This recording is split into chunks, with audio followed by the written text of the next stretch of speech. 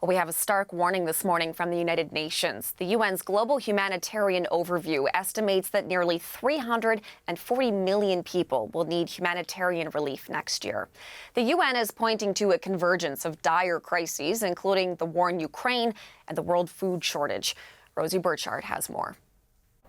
Hillary, some pretty sobering statistics and estimates there from the United Nations. The UN says 2022 has simply been a year of extremes. On the one hand, we've seen conflict spreading misery to millions. Then on the other hand, we've also seen the disastrous results of climate change, particularly, for example, terrible deadly flooding in Nigeria and in Pakistan, and deadly drought in the Horn of Africa. Now, beyond that, there's also been, as you mentioned, the fallout of the war in Ukraine, and the UN says that that has been exacerbating existing food and energy crises. Now, all of these together, these crises piling up, mean that the UN is now estimating the number of people that will need humanitarian assistance is reaching record levels. And Martin Griffiths is the UN Under-Secretary General that deals with emergency relief. He broke down those figures. Take a listen.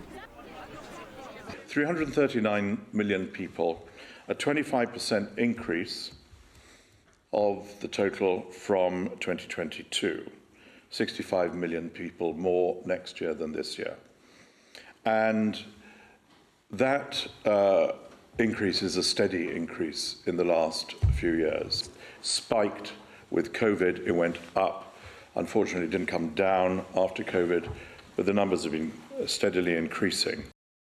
Now, just to put that in perspective, that figure of 339 million is bigger than the population of the United States. Now, Martin Griffiths, who we just heard from, also went into some pretty dire examples when it comes to hunger. He spoke about some time he spent in Burkina Faso this year when he saw women feeding their children leaves and having to cross the lines of conflict in the dead of night when the leaves ran out. Now, he said there are simply catastrophic levels of hunger in certain regions of the world, with famine looming over several regions. Those countries most affected, he said, include Afghanistan, Haiti, Ethiopia, Somalia and Sudan. Now, there were some bright spots pointed to within this report, however.